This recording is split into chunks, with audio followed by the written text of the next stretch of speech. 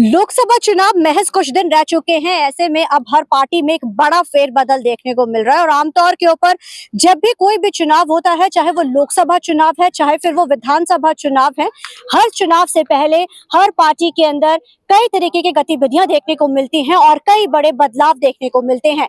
जहां कुछ दिन पहले भाजपा में कई बड़े नाम जो है कांग्रेस छोड़ के शामिल हुए थे, वही अगर आज बात की जाए तो परनीत कौर जो कि कैप्टन अमरिंदर जो कि पंजाब के साबका सीएम रहे हैं, उनकी पत्नी धर्मपत्नी परनीत कौर ने आज भाजपा का पलड़ा थाम लिया है। हालांकि कैप्टन अमरिंदर जो कि पंजाब के साबका सीएम रहे हैं, उनकी तरफ से पहले ही भाजपा में वो शामिल हो चुके थे और लगातार वो भाजपा के लिए काम भी कर रहे थे। और आज उनकी धर्मपत्नी परनीत कौर की तरफ से भी, जो पटियाला से सांसद रही हैं, उन्होंने भी आज भाजपा का जो है दामन थाम लिया है। दिल्ली में आज उन्होंने तकरीबन 1:30 बजे के करीब भाजपा ऑफिशियली रूप से उन्होंने उसमें वो शामिल हो चुके हैं। परनीत कौर जो कि पिछले एक लंबे समय तक वो पटियाला से 4 बार सांसद रही हैं, अच्छी लीड से वो जीती रही है और पटियाला जो है वो कैप्टन अमरिंदर का गढ़ कहा जाता है, रईसों का गढ़ उसे कहा जाता है और हमेशा ही जो कब्जा है वो कैप्टन परिवार का ही रहा है। चाहे वो कैप्टन अमरिंदर की बात की जाए, चाहे फिर परनीत कौर की बात की जाए,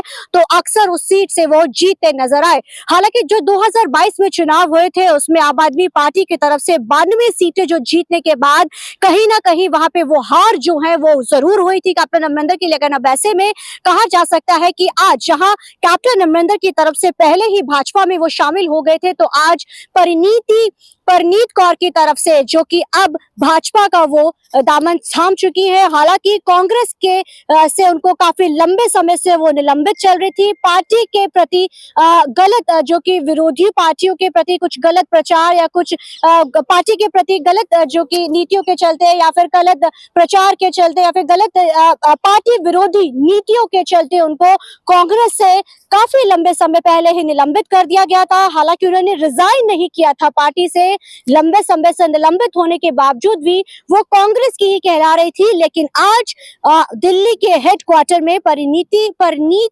कौर की तरफ से भाजपा का पलड़ा थाम लिया गया है और ये पहला नाम नहीं है। इससे पहले चाहे बात की जाए तो कांग्रेस की तरफ से कई बड़े नाम जो है वो भाजपा में शामिल होते आए हैं। चाहे सुनील जाखड़ की बात की जाए, चाहे फिर बात की जाए जो प्रताप सिंह बाजवा के भाई हैं फतेह जंग बाजवा की बात की जाए, या फिर राणा गुरमीत सोढी की बात की जाए जो खेल मंत्री रहे थे कांग्रेस के, ये ऐसे नाम हैं जिन्होंने भाजपा का जो दामन थामा था। और हाल ही में इनके साबका एमएलए की तरफ से भी भाजपा जो कांग्रेस छोड़ के आम आदमी पार्टी का दामन थामा गया था। और आम तौर के ऊपर जब भी लोकसभा चुनाव हो चाहे विधानसभा चुनाव हो, देखिए चुनाव कोई भी हो, लेकिन सबसे जो अहम होता है जो पार्टियों में अक्सर फेरबदल देखने को मिलता है। अक्सर जो कि विरोधी पार्टियों के दूसरे खेमे में आ जाते हैं, कहीं ना कहीं लोभ लालच कई तमाम चीजें होती हैं ऐसी जो उनको दी जाती हैं, जिसके चलते हुए कहा जाता है कि जो पार्टियों में बड़ा फेरबदल होता है।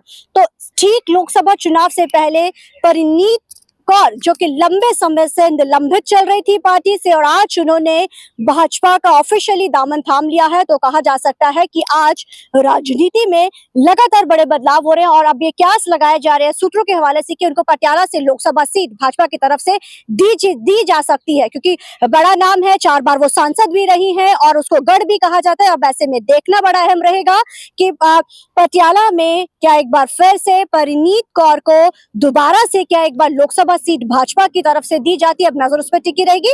लेकिन इस समय बड़ी बात सिर्फ इतनी है कि उन्होंने ऑफिशियली जो है आज भाजपा का दामन थाम लिया है। कैमरामैन अजिंदर के साथ चंडीगढ़ से TV9 के लिए अमनप्रीत कौर।